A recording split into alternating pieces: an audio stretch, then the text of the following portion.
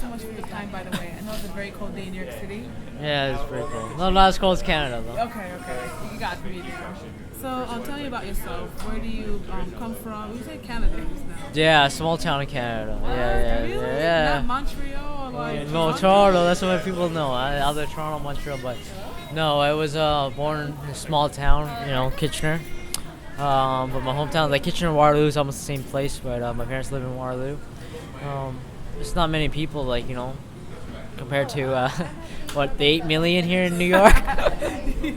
Yes, true. New York City, man.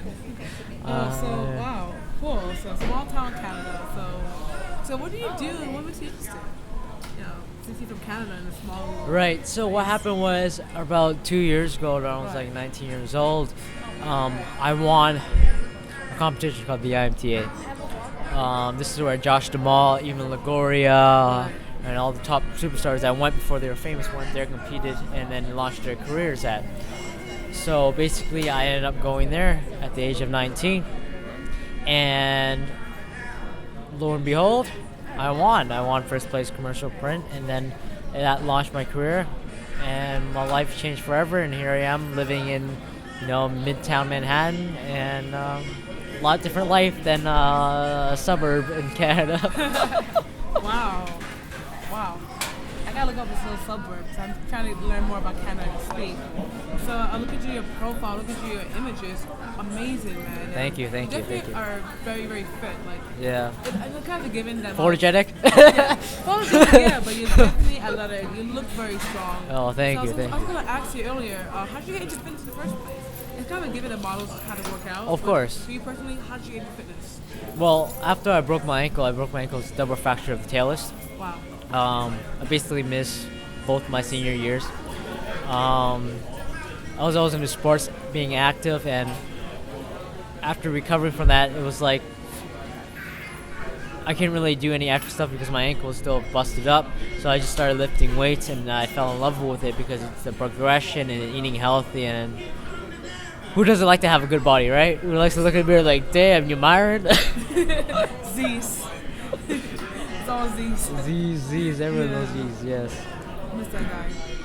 So, if anything, you're a model from a small town in Canada, and that's how you got into fitness. But in any way, how's that aspect of fitness for your creativity as a model or other things that you do? Well, we all know, in this industry, it's like shooting in the dark. There's no kind of discipline. It's kind of all over the place. One day you go to casting, you book it, you don't, you go to 20, maybe you book 1 or 2. That's how life is for every single model out there. But working out, it's discipline, it's on a schedule, and it keeps you, focused, because in this industry it could kind of get discouraging with, you're going so many castings, you just don't book jobs. It gives you you're working towards something, you're bettering yourself every single day, and it's a good stress relief, you know what I mean? You're stressed out in the day, you go lift weights and you just feel better, you know what I mean? George St. Pierre, a great Canadian, once said, when you look good, you feel good, and when you feel good, life's good. Nice. Wow. Speaking of that, man, that's awesome, by the way. So, I guess you coming from a small town and this experience definitely shaped you as who you are today. So, being that, can you describe to me your call and adventure story and how you got into modeling? Yeah. I know you told me that you had a scenario where you told me that you were 19, you had that opportunity, you took it. How did that actually arise? Did fitness actually help you get into modeling, or was it the other way around? So pretty much my question for you is that, so describe your call to adventure and how you got into modeling in regards to that, what you just told me. Right, so I know. no, because I told I was in the local newspaper back in my small town suburb, right? So I said this story last year. It's a funny story, okay. It's true. There's no. So what happened was, at the gym at Brockton University, we go to the gym and there's a sauna in there, and this guy named Paul, he'd be in there all the time, right? And he'd always be in his towel or whatever. Nice guy, he's a painter. He's a nice guy, but we always, shoot the shit, all that kind of stuff. Yeah. But yeah, so one day we're sitting there, we're just talking about life, and he sits there, and he has his coffee, he's in his towel, butt naked. Oh my He's a god. funny guy, but he's a good guy. He's a good guy. He's a good guy. And he goes like, you know what? Like, you have the face structure. You have that unique look. The blend between Caucasian and Asian. Like, that's gonna sell a lot. I was like, you know what? It doesn't hurt. It doesn't hurt to try. It doesn't hurt to just give it a go. And yeah, why not? Like, I always remember the day it was like the last exam that I had to do, sociology. Okay. I was in the Brock Library. I was like, I can't do this. It's like there's no purpose to this. I hate school. I'm not doing anything with my life. Like just going to school, like running away. It's not me. You know what I mean? I'm here for a greater purpose. I want to do something that I can wake up every single day and love life. You know what I mean? Right, Like love what I do and eat, breathe, and what I do. And because when I'm motivated, I can do great things. When I'm unmotivated, it's like you ever heard of the song like Drake's 0 to 100? I would have Yeah. two gears, 0 or 100. That's all I got. So that's what I decided to do. I gave it a shot. I maximized my potential by getting super shredded. Got that and ended up finding an agency called Jeffrey Chapman. Yeah, it wouldn't book me the most jobs in the world, but I knew it was gonna take me to IMT New York. I knew that I had that chance. Right. I went down there and eventually won. The crazy thing is that I firmly believe that's why I'm a huge fan of Conor McGregor, because I have the same philosophy. Even when he wasn't even fighting before I even knew him, I had the same philosophy, which was if you speak, it becomes true. You speak as it is already true, and it will become true. I spoke of it 6 months before I was about to sign a new lease to my student housing. You know what I mean? I was like, I'm not going to sign this. I told my parents I'm not going to sign this. I'm not going to pay $400 a month out of my pocket for no reason why I'm going to win it in New York. But I was like, how can you win? It's like, you can't make these bold predictions. That's like, you're competing against, the best of the best. How do you think you're going to win? And I was like, I have this feeling, you know what I mean? When I say something, it becomes true. It is what it is. And the funny thing is that that's how I met one of my best friends. So I was like, you know what? I'm not gonna pay for it. He's like, well, I'll pay for it. And he was like, okay, and I was like, you know what I mean? But I told my dad, I was like, you're not gonna have to pay for it because I'm gonna sublease it. Maybe, you know what I mean? Exactly. So I ended up finding a sublease. And the funny story is just how I met him. He's a good friend of mine. I was going to the gym one day, right?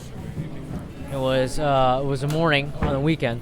I came to the gym. It was dead, but I forgot my gym shorts. I came to the gym with jeans. You know what I mean? I'm like, you know what I mean? I don't want to lift weights, even though I kind of look douchey, with jeans and that kind of stuff. I'm just going to lift weights. But he was like, no, you can't do that. There's no jeans allowed in this gym. You gotta go home, grab your short. I'm like, come on, bro. I drove a minute to get here. You know what I'm saying? Drove a minute to get here. Oh man. And even though it was like a 5-minute drive, I was like, you know what I'm saying? Yeah, I drove a minute. He's like, no, you gotta turn back home. I'm like, damn, son.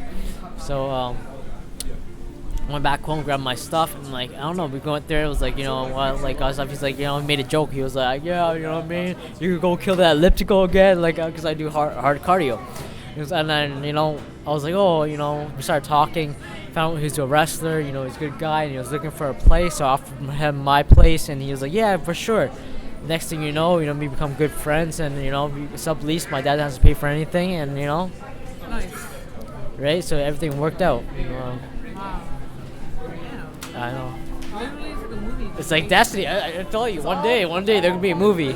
It's gonna be called SVN. That's what it's called. Steven Van Nguyen. Like 8 Mile. You know what I'm saying? Oh my god. I got a few more questions for you, man. I know Yeah, you're yeah. mad busy Yeah, traveling. yeah. You have a trip tomorrow from Montreal, so Yeah. again, congrats on your opportunity given to you. Yeah. So my other question I had before, I want to end it short.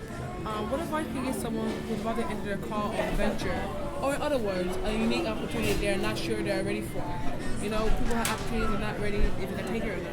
So what advice do you have for someone that is in that step of life, Right. of their journey? Right. Well,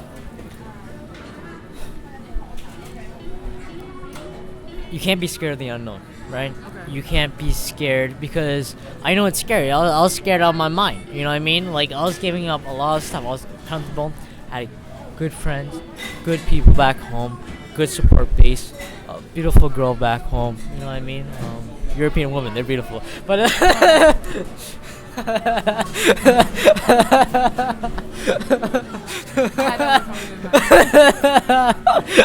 But I mean, I had it all back home. Living good, making good money. Um, but the problem was, you have to advance yourself. You have to challenge your mind, push yourself to maximize your potential. And a lot of people, they're scared. I hear a lot of stories where, like, you're so close to greatness, so close to achieving your dreams, but you let a girl get in your way. You know what I mean? Or you let somebody else get in your way because you love them too much and you're too scared for this. You know what I mean? At the end of the day, you can't live without regrets. You know what I mean? Your career opportunity is in one door. Either you go in or you go out.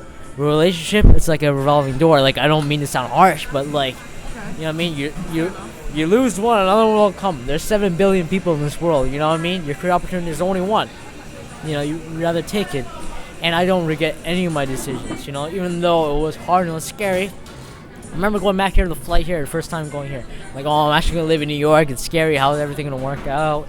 It's a lot of fear. Because I'm barely legal to drink here, right? So, right? What are you, 20 or 21? Yeah, around there. Yeah. Okay. Yeah. So it is. It's a scary experience, but embrace it. Embrace the grind. Embrace fear, because through fear you become a very good man. The best of the best. So. Right. I have 2 more questions. So, last question. What advice can you give someone who's creative, maybe a model or photographer, someone who's creative in their field or with a choice, right, who actually wants to get in fitness? In other words, maybe I'm a photographer, but I'm fat, and I kind of blame my genetics for not getting what I want. Or right. I'm a skinny art painter or whatever, Yeah. and I blame some kind of factor that Right. can get my body the way it needs to go. So what advice do you have artists who like you Right. or creators? Well, I think anybody in general, the majority, whether you work in business, whether you work in a cubicle, or you, do brand ambassador work, right? Give me hot apple cider, right? It is honestly, fitness is good for everybody. You know what I mean? You don't have to be the most shredded. You don't have to be the biggest. It's just gotta be fit because you'll feel better. You know what I mean? Instead of eating all that fried chicken, orange juice, and all that kind of junk that you put in your body. If you're fit, you live a healthy life. Not only will you live longer, you'll feel better about yourself, and you'll gain more self-confidence in yourself, and you'll maximize your profit, especially in your arts. Whether you're a singer, or you're a model, or you're an actor, the best fit you will sell the most. You know what I mean? Because a fatter version of you won't sell as much as a more slim fit you. You know what I'm saying? Right. Nice. So where can I find your work, by the way? Like, can I find it on Twitter, Instagram? Where can I find your work Right. from? Or should I You can, you can find all my stuff at my official website, stevevanwin.com. Okay. But also, if you live in Canada by chance, or you want to visit Canada, you watch Canadian TV. I've been on Bell 5 TV called Project Gelb. It's a documentary. I'm on there.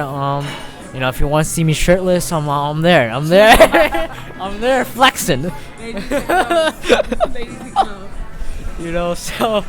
I've been on there. But from other side to a lot of projects I've done, there are links on my website to direct you to where you want to see. Cool. Any last words before we end this? Anything you want to add in? Yeah, you know what I mean? Yeah, of course. I feel that, following your dreams is a scary thing. You know what I mean? But don't let anybody tell you, you know what I mean? You can't do this, you can't do that. Because look at Muhammad Ali, look at Bruce Lee. Back then, Muhammad Ali, you know what I mean? He was expected to, basically back in that time was there's a lot of discrimination. You're expected to listen to the white man. You're expected to do this, do that, you know what I mean?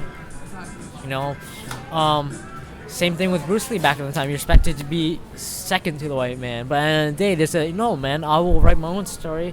I'll write my own book. You know what I mean? And look how influential they've become. So write your own book. I love the opportunity that I've been given because I know that I'm the first one to do what I'm doing. I get to write my own book, right? And people that come before me, you gotta follow my book, right? I'm talking about if nobody's done it before you, do it, because not only is it much easier. Yes, it's hard at first, but it's easier because you write your own path. There's no blueprint, right? For somebody like Tom Cruise, Brad Pitt, well, blonde hair, blue eyes, it's already been written. Sorry, he took it. So you know what I mean.